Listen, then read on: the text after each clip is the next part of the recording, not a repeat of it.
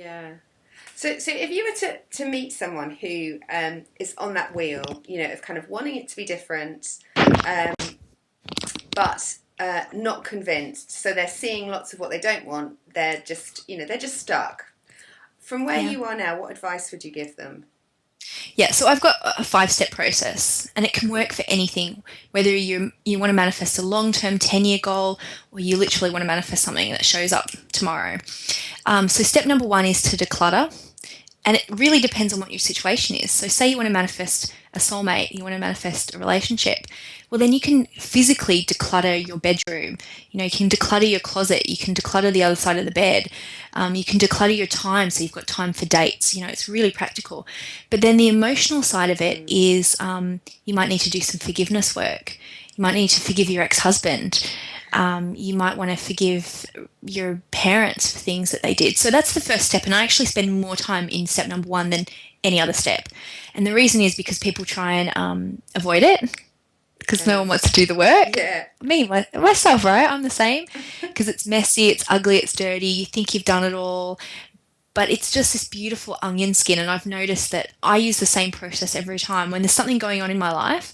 So I'll give you an example about what I've decluttered recently is I was having real trouble finding staff for my business. I wanted to hire somebody and it just wasn't working out. So I went, I've got to do this process myself. Okay, step number one, declutter. Is it something physical? And I was like, not really. Is it emotional? And then I was like, yes. And I remembered that when I was a kid, people used to call me bossy, like the other kids used to call me bossy.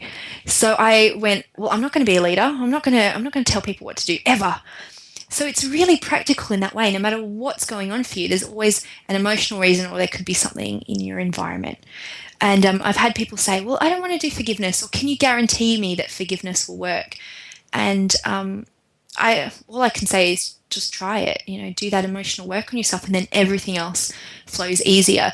And if you want to make a transition out of work into working for yourself, you can do the same thing. You can go, okay, what hang-ups have I still got around work? Am I still angry about things? Is there other people I need to forgive? Are there things I need to clean up? Yeah. Do I even need to clean up my finances so I can afford to, go out from full-time work to part-time work? It's very, very practical. Because if we don't clean it up, then it's going to run us, isn't it? It's going to be under the seams, kind of the agenda underneath. Yeah. Okay.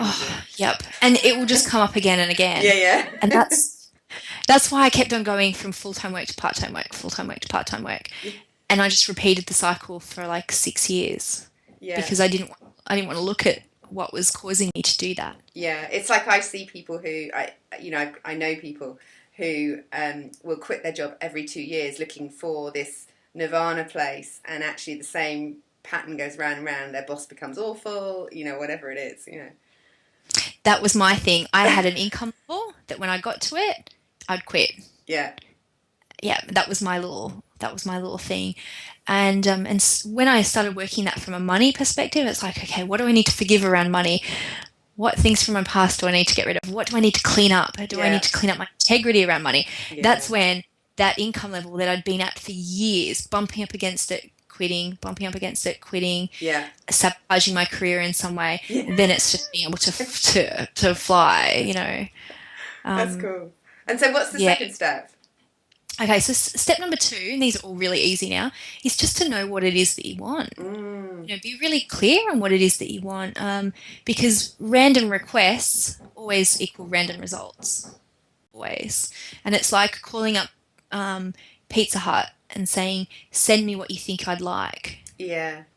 And they're like, all right. And then they send you an anchovy pizza and you're like, I don't like this. But, when you just let it go to the universe and go, well, that perfect job, it will just come to me.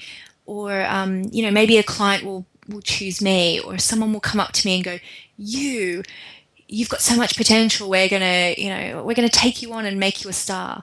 It actually doesn't really happen like that. But when you're really, really clear on what it is that you want, sometimes the most amazing synchronicities start to happen. Yeah.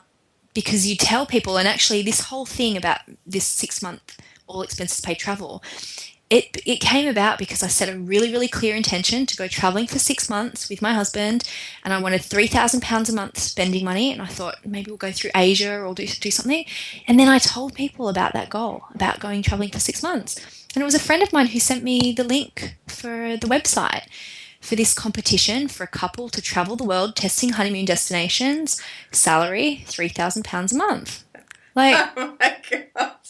it's just getting really so clear on what it cool. is. And, that's not the only example. I hear things all the time from people who go, I just let go of how it was going to happen. Yes. I let go of, thinking it was ridiculous. I let go of other people's opinions on what that was. And I set a very clear goal and I told people about it. And somehow the opportunity came my way. And again, I don't think it's not magic.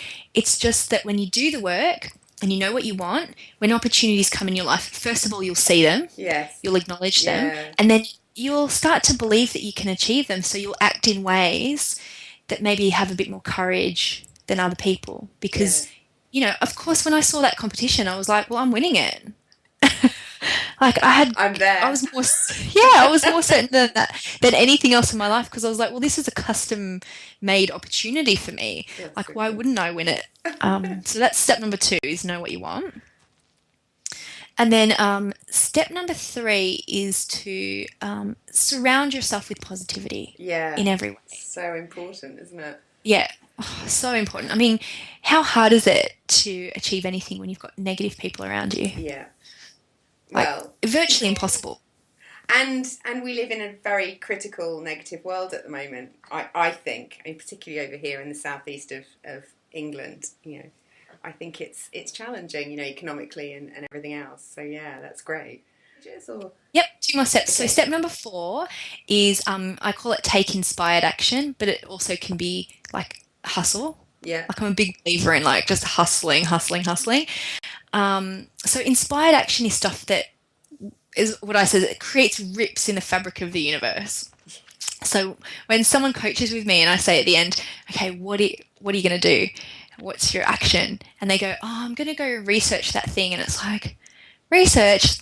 That's not telling the universe you're serious. Like, go do something that's really like symbolic. What's the most symbolic action that you can take that the universe goes, ooh, okay, they're serious about this. And when you take those actions, things start to dissolve, time and space starts to dissolve, synchronicities start to occur, and everything is conspiring to help you.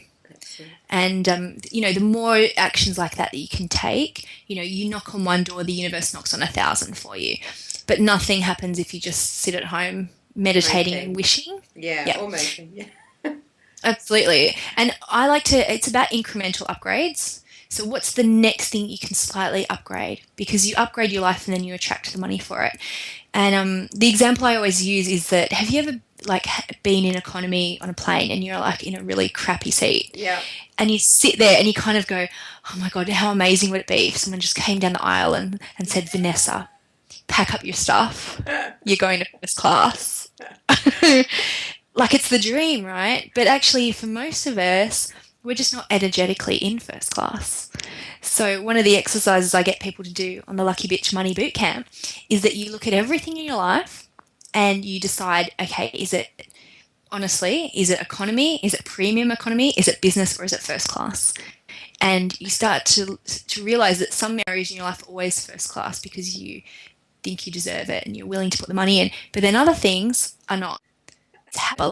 And then step number 5 is either the easiest or the hardest step, depending on what you want, is to actually allow and expand and learn.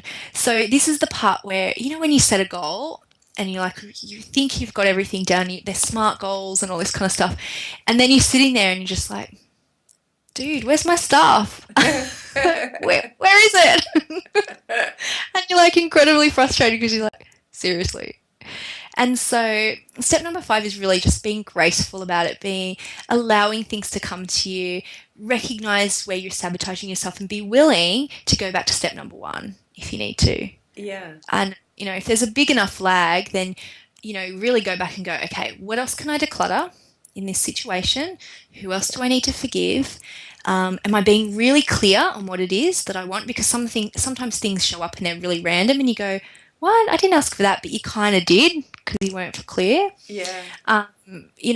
Step number 3, well, have I got enough positivity in my life, or am I being infected by something? Step number 4, have I taken enough action here? And then you can go back to step number 5, okay, I've done everything I can do. I can just let it come to me now. And you know what? You just repeat it over and over and over again. I've never gotten to a stage where I'm like, I'm the lucky bitch now. Everything works out perfectly for me. I always get to a stage where I'm like, wow, what's going on? Oh, that's right. I have to go through the stages again. Yeah, so there's like an open-mindedness to you. So like often I can meet people who want it to be different, but are really tight and closed, and therefore that's where the emotional work comes in, right? Whereas what I sense about you is this kind of warm energy that's like popcorn, like bubbling away, and but there's a willingness to be open and vulnerable and curious with yourself, which is really great to see. Well, I don't want people to think that I've got everything figured out, because I don't. I'm just learning it just the same as everyone else. But and on my blog, which I really recommend people come over and get on my newsletter list, because I share a lot of mistakes that I make. I share my own fears and insecurities. I share what's going on in my life, and some people just say, well, like, oh my God, you're so honest about stuff like that. But, I kind of wish that people were a little bit more honest when I was going through my stuff. Yeah. Because, and we're living in that age where you kind of have to be now, it's well, and people all about can smell when you're not, like you can smell it in an instant where someone, there's an act or there's something that's not quite right, Absolutely. And you know what? The businesses that I did in my 20s, it wasn't quite right because I didn't believe in it at 100%, and I was being fake. Yeah. It wasn't until recently where I went, I'm just going to claim lucky bitch and just be the lucky bitch, that my business has taken off, because it's so much easier to be yourself than to put on a facade and always, I'm wearing my pajamas and I have no makeup on. I love it. But that's the life of an entrepreneur. It's not always glamorous. And I have, lovely glamorous photos on my website, but I don't look like that every day. Not at all. My life's not like that. You remind Look me how messy my room is. When I took my coaching exams, I did them in my pajamas. There was the rebel in me that said, I'm going to be free and just enjoy this experience. That's brilliant. And you know what? We're living in the age of personal branding, and that really means not that you have this big corporate brand, is that actually you're very, very clear on who you are. Yes. And we've got amazing technology now that, you can self-publish your own book at very, very low cost. You can really create a business with nothing more than Facebook and a Twitter account and maybe a free website and PayPal. There are no barriers to entry, but so it means that you're really free to find the few people who will like what you do. Yeah. And not try and be everything to everyone, which we hear all the time, but it's still everyone still tries to do it at the beginning because we want to be liked, and we don't think that maybe there's enough people who will like us out there in the world. But there are so many people who like exactly your brand, your flavor, your little bit. Yeah. So if people out there want to connect with you and find you, how do we do that?